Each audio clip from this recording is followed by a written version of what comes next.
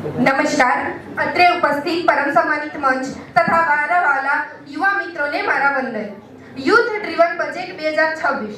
હા મિત્રો, આ શબ્દ હતા આપણા માનનીય વિત્ત મંત્રી શ્રીમતી નિર્મલા સીતારમણના જ્યારે બજેટ પેશ કરતા હતા। પણ કેમ યુથ ડ્રીવન બજેટ? કે યુથના દરેક કાર્યક્રમને પ્રાધાન્ય આપવામાં આવે છે? તો ચલો આને સમજીએ ડેમોગ્રાફિક સાયકલની મદદથી। ડેમોગ્રાફિક સાયકલના 5 સ્ટેજ હોય છે। એમાં સ્ટેજ 2 એ ડેવલપિંગ નેશન માટે છે અને સ્ટેજ 4 એ ડેવલપ નેશન માટે છે। હવે સ્ટેજ 3 એટલે demographic gift, demographic bonus, demographic dividend.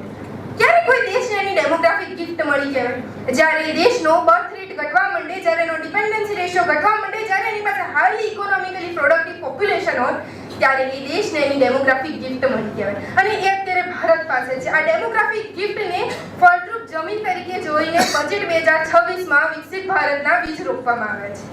આ બીજ છે જેમ કે એઆઈ છે, સેમિકન્ડક્ટર છે, સ્ટેમ છે, સીમાર્ટ છે, મેડિકલ ટુરિઝમ છે, ઓરેન્જ ઇકોનોમી છે।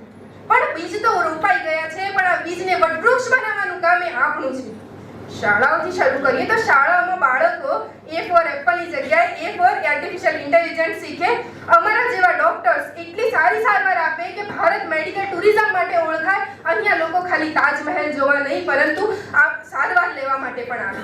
આપણા એન્જિનિયર્સ ટેકનોલોજી વિકસાવે, આપણા સાયન્ટિસ્ટ સંશોધનો કરે, ઘરે ઘરે, ગામડે ગામડે, કસ્બાઓમાં પણ એક ગૃહ ઉદ્યોગોની સ્થાપના થાય અને સ્ત્રી સશક્તિકરણ થાય। આપણા યુવાઓ ખાલી ડેટા કન્ઝ્યુમ કરવાવાળા નહીં પરંતુ ડેટા સેન્ટર બનાવવાવાળા મળે। અને આની માટે જ બજેટ 2026માં માર્ગ આપવામાં આવ્યો છે। પણ આ માર્ગ પર મિત્રો ચાલવાનું આપણે છે। બજેટ 2026માં એક સીડી તો આપી દીધી છે, પણ આ સફળતાની સીડી પર ચડવાનું આપણે છે। તો ચાલો મિત્રો સાથે મળીને, સાથી બનીને આ વિકસિત ભારતના રથને વેગ આપીએ। ચલો નોકરી શોધવાવાળા નહીં, નોકરી ઉત્પન્ન કરવાવાળા યુવા બનીએ। ઇમ્પોર્ટ કરવાવાળા નહીં, એક્સપોર્ટ કરવાવાળા યુવા બનીએ। હું એક ડોક્ટર રૂપે સારી રીતે જાણું છું કે જ્યારે કોઈ નિર્ણય એક પ્રોપર ટાઈમિંગ સાથે સારા સમય લેવામાં આવે તો કોઈ માણસની જિંદગી બચાવી શકે છે। તેમજ આ નિર્ણય આપણને $5 ટ્રિલિયન ઇકોનોમી સુધી પહોંચાડી શકશે। अंत में बस इतना कहना चाहूंगी, जब एक युवा जाग जाता है तो इतिहास बदल देता है।